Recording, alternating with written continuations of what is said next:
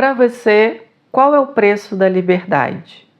A segurança, o bem-estar, o lazer, o prazer? O que é melhor? Você viver livre e infeliz? Ou você viver feliz, mas sem perceber que está preso? Ou sem ter de fato a sua liberdade, especificamente a liberdade de pensamento? Esse é um dos temas de Fahrenheit 451, de Ray Bradbury, livro que foi publicado em 1953 e é considerado uma das grandes distopias do século XX, junto com 1984, Nós, Admirável Mundo Novo, entre outras. O romance ganhou uma atenção renovada recentemente porque ninguém menos do que o Felipe Neto criou um clube do livro e escolheu esse romance como o livro de estreia, o livro inaugural para os encontros, para as atividades. O que eu acho fantástico, sinceramente, porque é um livro muito legal, é um livro que tem uma narrativa bastante fluida, é acessível, teve reedições recentes, tem adaptação para o cinema e também levanta algumas questões que valem a pena de serem discutidas. Então eu acredito que vai ser uma experiência realmente muito interessante. E aí eu quis aproveitar esse momento para falar sobre o livro, sobre algumas reflexões que eu tive, porque eu estudei ele na faculdade, eu acabei escrevendo até um artigo que não é especificamente sobre ele, mas que envolve, ele é um dos objetos que eu analiso.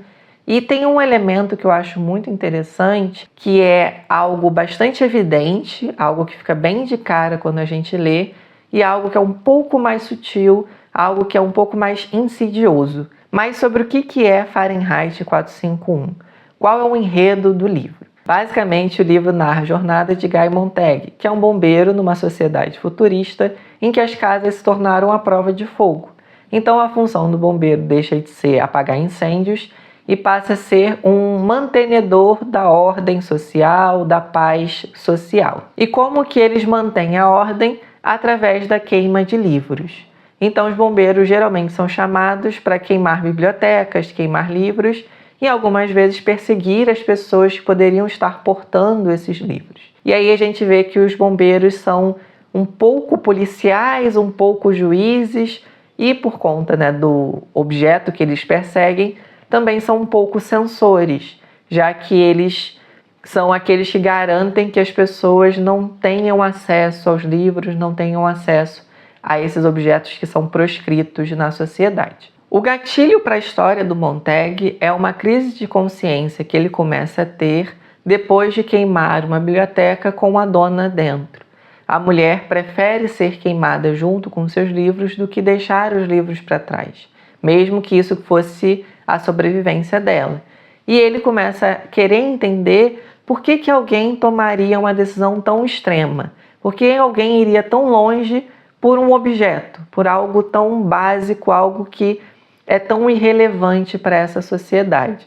E aí a história segue, depois ele encontra uma menina que faz vários questionamentos, faz com que ele comece a se questionar, a questionar os próprios valores sociais, e conforme a história vai avançando, ele vai se tornando mesmo esse herói distópico, bastante clássico até. Quando a gente pega o contexto em que o livro é escrito, início da década de 50, então logo depois do final da Segunda Guerra Mundial, e quando a gente pega a imagem da queima de livros, acaba sendo natural, acaba sendo uma tendência que a gente tem a associar essa história às queimas de livro em praça pública feitas pelo pessoal do Catavento, que procuravam fazer isso como um espetáculo para apontar, denunciar os livros que eles consideravam degenerados, perigosos e todo tipo de acusação que esse pessoal costuma fazer. E esse tipo de cenário, a queima de livros em praça pública, se tornou um ícone para a censura, para a intolerância, para um certo culto à ignorância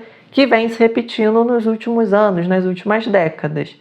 Sempre que acontecem momentos de censura explícita, de ataque à pluralidade de pensamento, as pessoas tendem a lembrar dessas situações e, por causa disso, o livro, ao tratar desse tema, também acaba sendo carregado junto. No entanto, na minha visão, a questão da censura explícita é menos importante para esse livro do que a irrelevância que os livros começam a assumir nesse mundo, nessa realidade distópica. E aí eu vou tentar explicar um pouquinho o que significa isso, mas principalmente mostrar que a censura explícita e evidente, o ataque, por mais violento que seja e por mais indignante que seja, por mais que a gente tenha que se revoltar contra a censura explícita, acaba sendo menos eficiente do que o que acontece em Fahrenheit 451, que está mais próximo do que acaba acontecendo na nossa vida, no nosso mundo. E para isso eu queria começar mostrando que o Fahrenheit 451 ele pertence a uma certa tradição de distopia, que a gente pode dizer de forma muito esquemática, se ramifica em duas linhagens. Uma linhagem que é descendente do Nós, do Yevgeny Zamyatin, que é um livro escrito em 1924 e que influencia decisivamente o 1984, do George Orwell, e outra linhagem que é descendente do Admirável Mundo Novo, do Aldous Huxley, que é escrita em 1932 e que o Fahrenheit 451 pertence. Qual é a diferença entre essas duas linhagens? Enquanto a linhagem do Nós foca muito na perda de privacidade, na perda de humanidade pela coletividade extrema, então essas pessoas naquele romance não têm nem nome, todas elas são números, e principalmente pela hipervigilância de um órgão supremo, uma espécie de Estado superpoderoso que está monitorando e reprimindo a vida dessas pessoas 24 horas por dia. Na linhagem do Admirável Mundo Novo,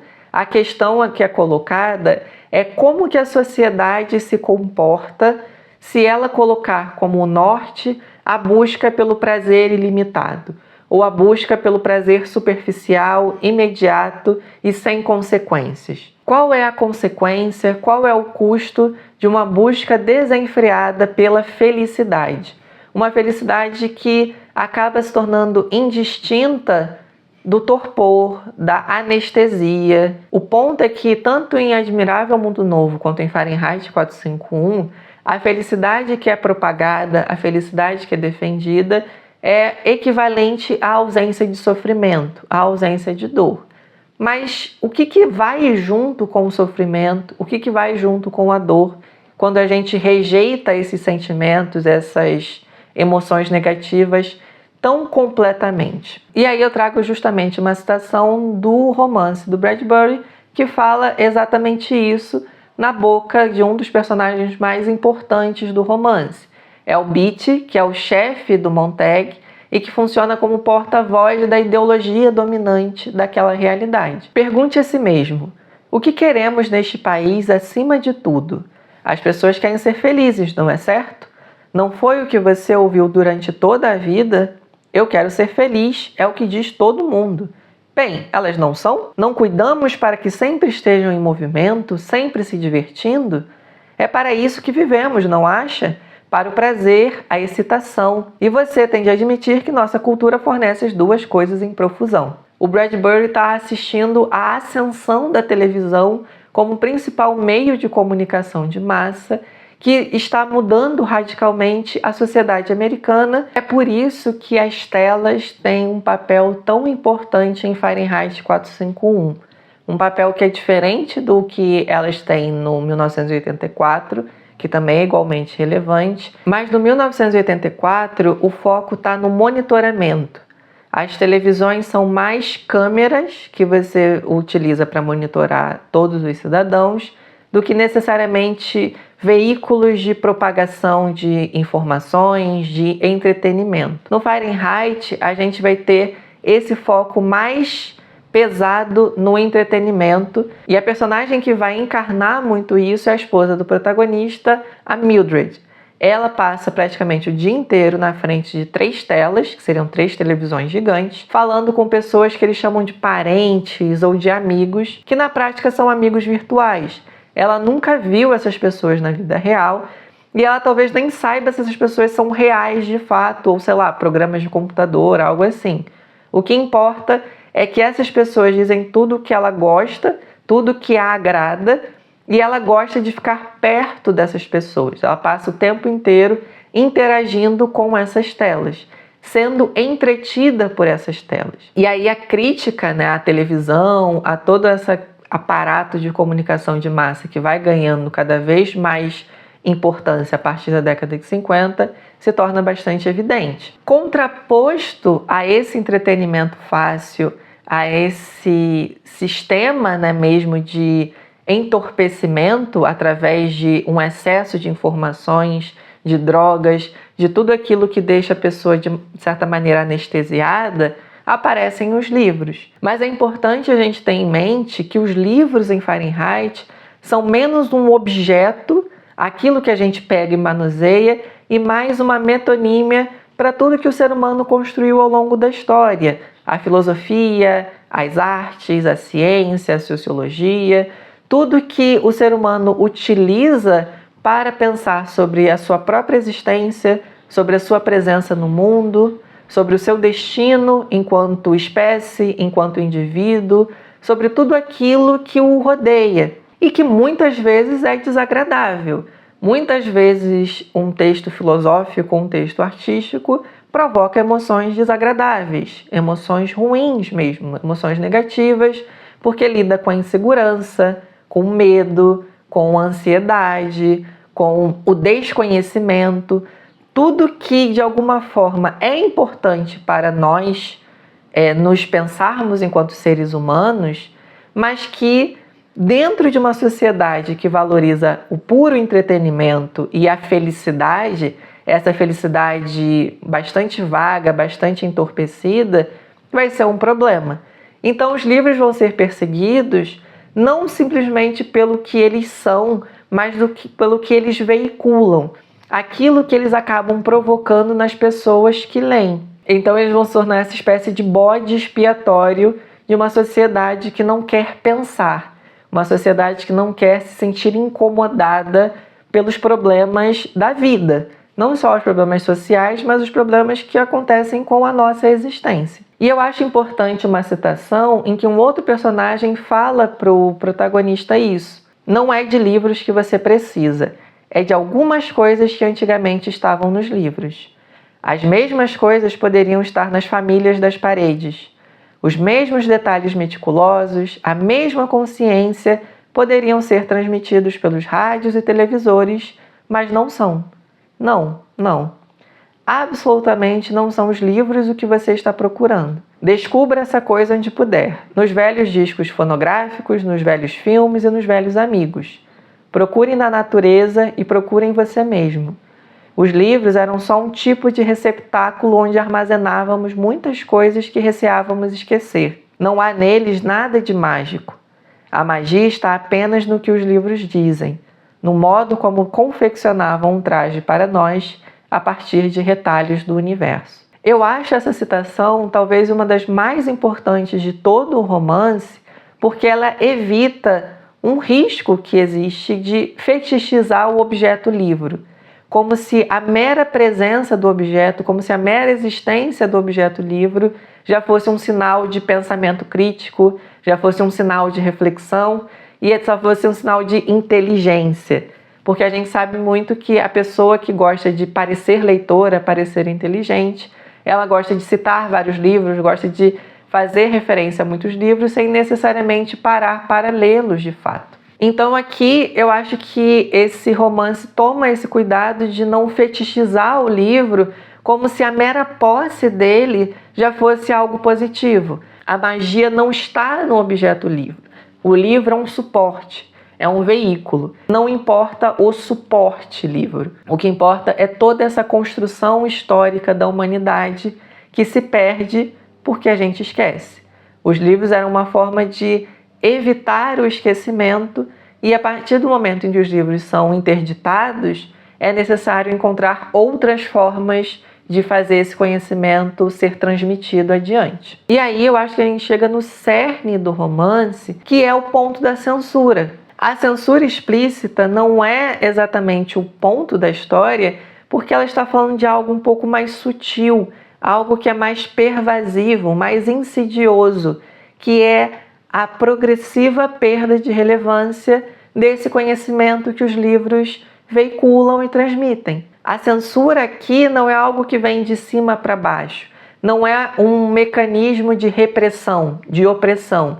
Ela é consequência de um processo social que começa a desvalorizar tudo aquilo que não gera o entretenimento fácil, o entretenimento mais superficial. O personagem que eu já mencionei antes, o Beat, fala exatamente isso. Aí está, Montag. A coisa não veio do governo. Não houve nenhum decreto, nenhuma declaração, nenhuma censura como ponto de partida. Não. A tecnologia, a exploração das massas e a pressão das minorias realizaram a façanha graças a Deus. Hoje, graças a elas, você pode ficar o tempo todo feliz, você pode ler os quadrinhos, as boas e velhas confissões ou os periódicos profissionais. Como a gente considera esse personagem o porta-voz da ideologia dominante, a gente pode imaginar que ele está mentindo. Ele poderia estar tentando mentir para enganar o Montag. Mas eu acho que não é esse o caso, porque parece que a preocupação do Bradbury é sobre essa censura que não é impositiva. Essa censura que vem pelas margens, né, comendo pelas beiradas, e quando você se dá conta, ela já tomou todo o ambiente. A censura se torna desnecessária a partir do momento em que as pessoas não querem aquilo que é proibido. Então, o livro ele vai se tornando um objeto proscrito quase como consequência de um movimento social. O que o personagem diz nessa citação é que a busca por essa felicidade imediata e constante e fácil fez com que as pessoas perdessem o interesse naquilo que não procurava agradá-las, aquilo que não servia para tornar essas pessoas felizes, e aos poucos essas coisas foram sendo jogadas para debaixo do tapete, até chegar um momento em que os livros são completamente varridos. E ainda tem outro elemento nessa citação que eu acho importante a gente comentar, que o Bradbury tinha uma noção bastante estrita do que ele considerava arte, sociologia, filosofia. Ele pertencia a uma tradição de pensamento ocidental que a gente hoje reconhece como eurocêntrica, branca, masculina. Quando ele fala dos quadrinhos aqui, a gente, em 2024, pode questionar, mas espera aí, os quadrinhos também não podem fazer pensar? Os quadrinhos não podem estimular a reflexão crítica? Não podem te deixar mal de alguma forma? E nós conhecemos várias histórias em quadrinhos que são assim. Mas para ele, pelo menos naquele momento, não. Quadrinho era entretenimento barato. E talvez o elemento mais complicado da citação é em relação a minorias. Aqui, quando ele fala minorias, é minorias mesmo. Ele está colocando no mesmo balaio todo mundo que reclama de alguma coisa. Em outros momentos, esse personagem vai falar sobre como todo mundo quer ser uma minoria e como o governo precisa agradar a todas as minorias para se manter no poder. E aí, como minoria, ele vai colocar negros, brancos, judeus, todo tipo de minoria que hoje em dia a gente pararia e pensaria do tipo, não, brancos e negros não são o mesmo tipo de minoria. Mulheres e homens não são o mesmo tipo de minoria. Mas para ele está tudo mais ou menos do mesmo lugar. Ele tem um pensamento sobre arte, um pensamento sobre filosofia e tudo, bastante tradicional mesmo, bastante padronizado. Ainda que ele valorize a ciência, a filosofia, etc., ele ainda era um homem do seu tempo e muito provavelmente carregava essa série de preconceitos. Mas se a gente pode achar que o personagem que é o chefe do Montag estava mentindo para ele sobre isso, tem um outro personagem que é o Faber, que ele é pró-livros, e ele vai falar praticamente a mesma coisa para o Montag. Ele vai dizer o seguinte: lembre-se, os bombeiros raramente são necessários. O próprio público deixou de ler por decisão própria. Vocês, bombeiros, de vez em quando garantem um circo em volta do qual multidões se juntam para ver a bela chama de prédios incendiados. Mas, na verdade, é um espetáculo secundário e dificilmente necessário para manter a ordem. São muito poucos os que ainda querem ser rebeldes. Aqui ele fala basicamente com todas as letras. Os bombeiros não são exatamente esses carrascos, esses grandes censores que estão reprimindo a população que quer muito ler. Os bombeiros são quase que lixeiros. Eles estão se livrando de algo que ninguém quer. Livro nesse mundo não é um perigo, não é uma grande ameaça. Livro é lixo. Ainda que o chefe do Montag fale uma frase que é uma das mais emblemáticas, né? Um livro é uma arma carregada na casa do seu vizinho. Esse conceito de pensar em arma, de perigo, é muito mais atenuado do que dá a entender. O chefe, aí sim, a gente pode imaginar que está falando da ideologia, falando do quanto o trabalho deles é importante, porque ele é um bombeiro e o Montag também é um bombeiro. Mas na prática, esses bombeiros eles estão removendo esses resíduos, removendo esse conteúdo indesejável. Porque as pessoas que valorizam os livros, valorizam o conhecimento nessa realidade são muito poucas. elas não são uma grande ameaça ao status quo. Elas não são uma grande ameaça ao estado da sociedade tal como ele se apresenta durante a narrativa. E aí, como eu falei, o Bradbury ele vai falar muito disso porque ele está inserido num contexto de crescimento dos mecanismos de comunicação de massa, e especialmente a televisão, e está meio que preocupado com o futuro disso. Como que isso vai ser daqui a 50 anos? Como que isso vai ser daqui a 70 anos? Considerando que hoje, 2024, a gente está a 71 anos de quando o livro foi publicado, a gente já tem uma ideia do que acabou acontecendo. Mas o Bradbury está pensando nisso, assim, quando a sociedade escolhe o entretenimento, o lazer e o prazer imediato como seus valores fundamentais, o que acontece com aquilo que não é feito para agradar o público? É uma pergunta que eu acho que ele não tem uma resposta. Ele vai terminar o romance de uma maneira até bastante melancólica, mas não existe uma resposta fechada, eu acredito que nenhum grande autor vai conseguir responder, para o dilema entre liberdade e felicidade. Entre pensar sobre o mundo e viver uma vida feliz. Porque, talvez vocês já tenham tido essa experiência, quanto mais a gente pensa sobre o mundo, menos feliz a gente costuma ficar. E a literatura geralmente é um dos lugares menos felizes da sociedade. Literatura, arte, raramente falam de coisas felizes. E num contexto como o nosso, em que nós somos ao tempo todo assediados pela realidade, uma realidade que às vezes beira o intolerável, quando não é totalmente intolerável, como a gente consegue equalizar, ler, assistir, interagir com arte, com filosofia que já nos deixa mal e ainda viver uma vida que também nos deixa mal? É só a gente imaginar os problemas cotidianos, as várias e várias horas que a gente perde no trânsito, a falta de dinheiro, a dificuldade de comprar casas, de ter que ficar pagando aluguel, todo tipo de violência que a gente está exposto. E quando a gente tem um momento para nós, um momento individual, pessoal, a gente vai ler um livro que vai dizer que a gente não é nada no universo, que a vida não tem sentido, ou que talvez a vida tenha um sentido, mas a gente nunca vai saber qual é. Como a gente equilibra essas coisas de maneira a viver uma vida sã, né? A gente não despirocar completamente. Eu acho que nem o Fahrenheit, nem ninguém tem uma resposta para isso. Eu acho que o problema surge quando esse tipo de pensamento de autopreservação, do eu preciso criar uma certa proteção, um certo escudo em volta de mim, para não me perder nos problemas do mundo, se torna apropriado por mecanismos que causam esses problemas. Então eles criam os problemas para a gente e vendem a solução. E muitas vezes a solução é a distração, é o entretenimento.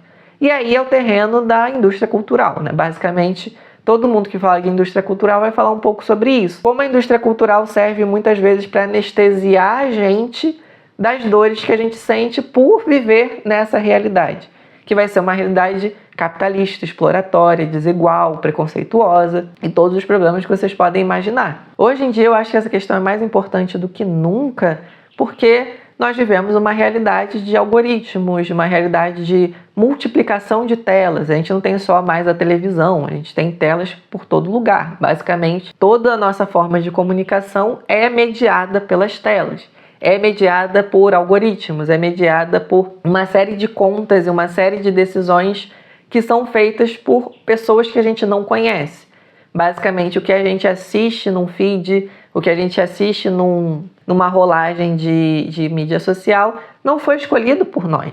A gente pode ter uma certa ilusão de que a gente decidiu, a gente curtiu, a gente formatou, mas na prática a gente tem muita pouca autonomia para isso. E eu acho que aí a gente chega no grande ponto, que é o Fahrenheit. Ele fala menos sobre o pessoal que quer queimar livro em praça pública e mais sobre a gente que quer ter uma leitura de conforto, um filme de conforto, uma comida de conforto, tudo isso que serve para deixar a gente feliz de alguma forma, satisfeito de alguma forma. É doloroso. A gente precisa desses entretenimentos, dessas distrações para escapar um pouco da realidade.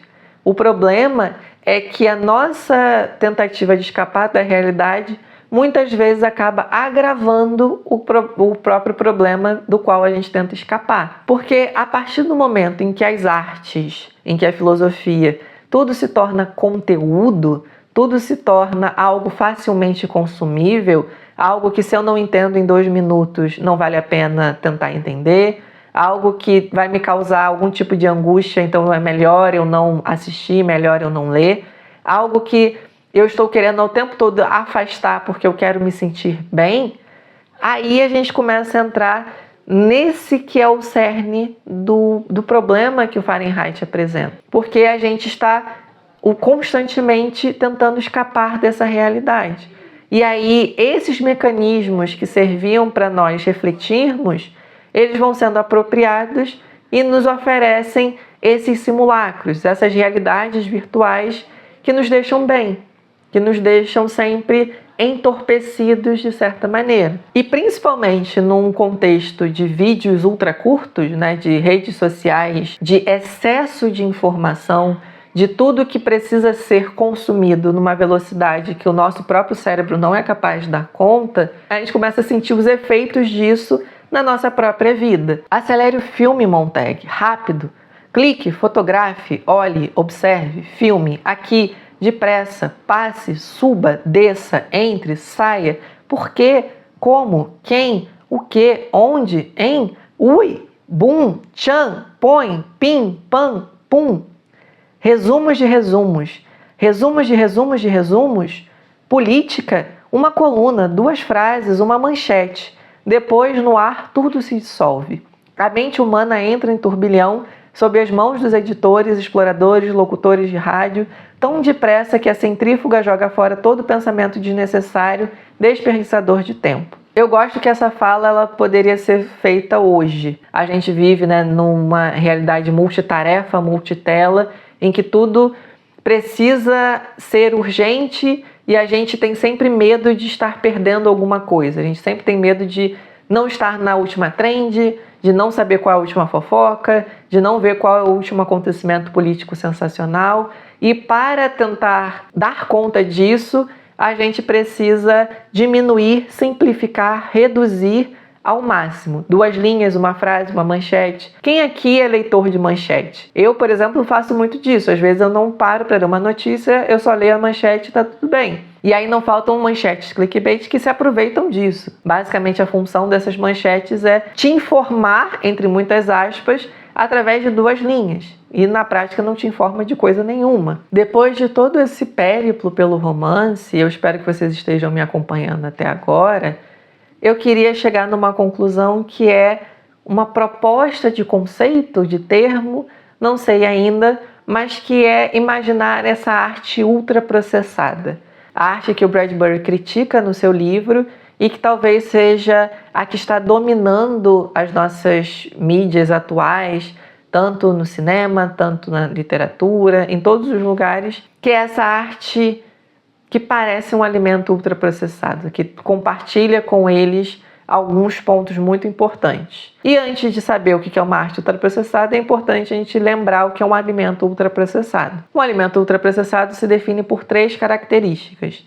Ele é produzido de maneira e com ingredientes industriais, então a gente não consegue reproduzir um alimento ultraprocessado em casa, porque ou a gente não tem os ingredientes para isso, ou a gente não tem o maquinário necessário para isso. Todo alimento ultraprocessado ele tem que ser produzido em escala industrial, a casa dos milhões, das dezenas de milhões, dos centenas de milhões. E esses ingredientes são todos aqueles com nome esquisito que a gente vê nos rótulos. O segundo aspecto que caracteriza um alimento ultraprocessado é a sua hiperpalatabilidade.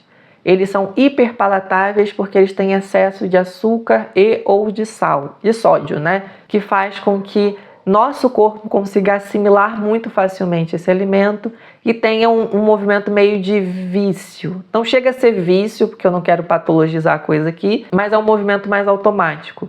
A gente come e a gente tem mais vontade de comer pela reação química que esse alimento provoca no nosso corpo. E é por isso que às vezes a gente consome muito mais alimentos ultraprocessados do que a gente se dá conta. A gente come um pacote inteiro de biscoito, a gente bebe 1 litro inteiro de refrigerante e coisas desse tipo. E a terceira característica de um alimento ultraprocessado que define esse tipo de alimento é que eles colocam em questão a própria categoria alimento.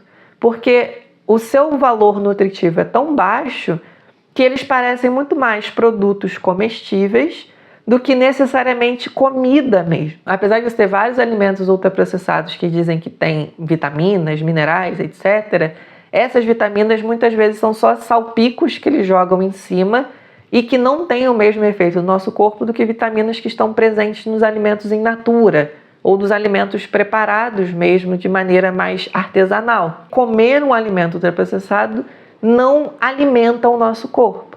E aí eu falo de uma experiência que eu tenho, eu não sei se vocês sentem o mesmo, de quando eu como um McDonald's, quando eu como um fast food qualquer, ou até um desses alimentos congelados e tal, que me enchem, eu sinto que estou cheio, eu sinto que eu comi bastante, mas eu não estou satisfeito. A arte ultraprocessada também tem algumas características parecidas. A primeira delas é a escala industrial. Nenhum filme de indústria, nenhum livro de indústria consegue ser feito em casa, com aparelhos que a gente tem na nossa casa. E aí não se enganem, muitos livros que alcançam a casa dos milhões de cópias, que são grandes fenômenos repentinos, eles também têm um processo de produção industrial. Pessoas que entendem de marketing, pessoas que entendem sobre as tendências contemporâneas, pessoas que vão efetivamente mexer no texto. Tem alguns livros, que inclusive não tem um autor específico, são livros meio que feitos só por um autor de aparência, que vão ser vendidos nessa escala industrial. Eles são montados mesmo como um filme de indústria, como um jogo de indústria e assim por diante. Eles também têm algumas características de hiperpalatabilidade, como por exemplo uma narrativa bastante digerível.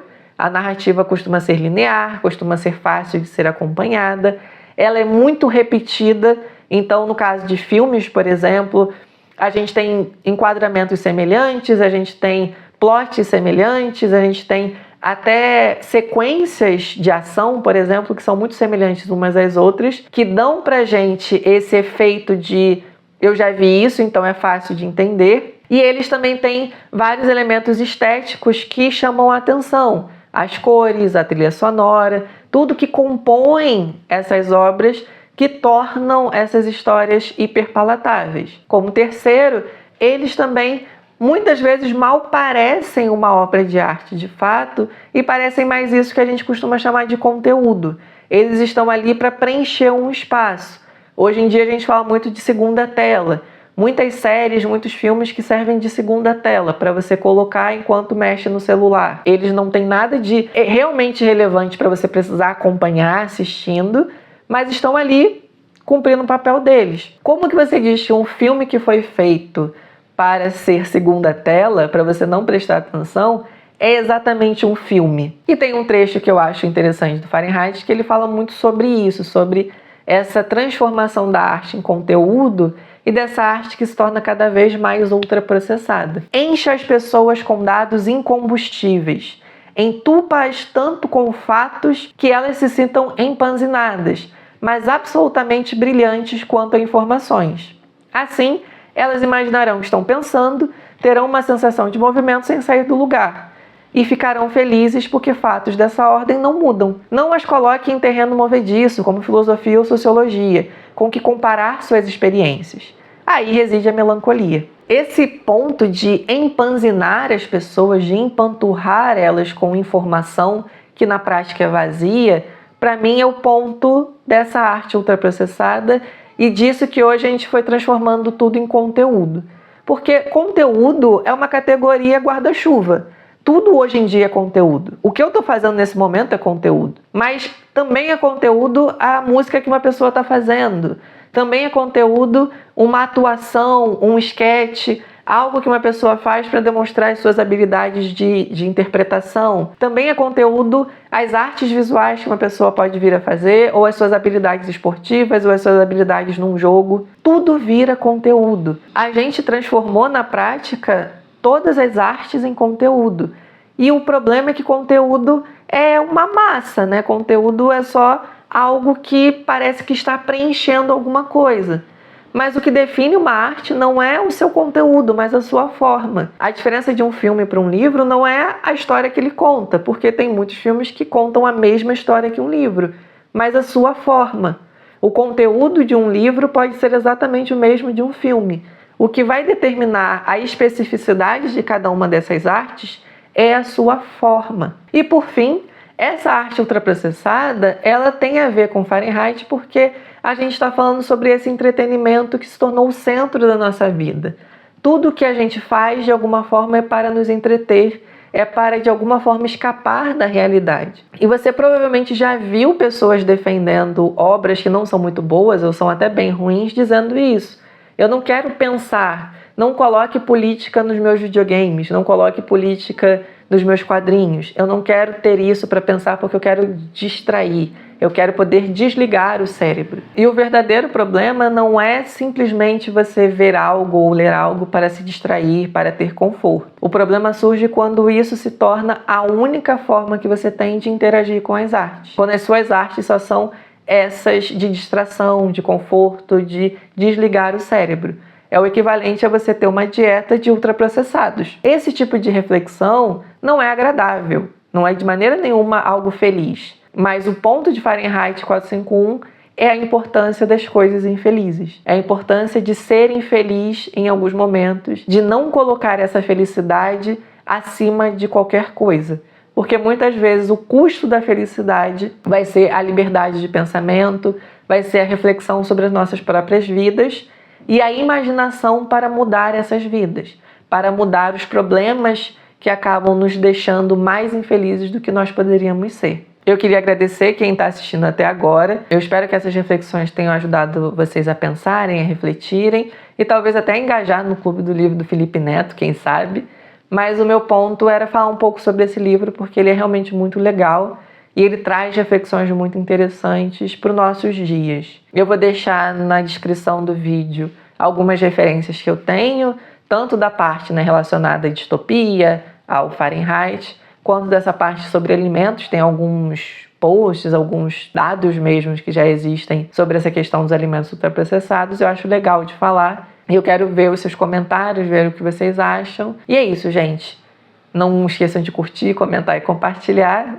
Não deveria falar isso nesse momento, né? Geralmente a gente fala antes. Mas deixa aqui a sua inscrição e até a próxima. Tchau, tchau!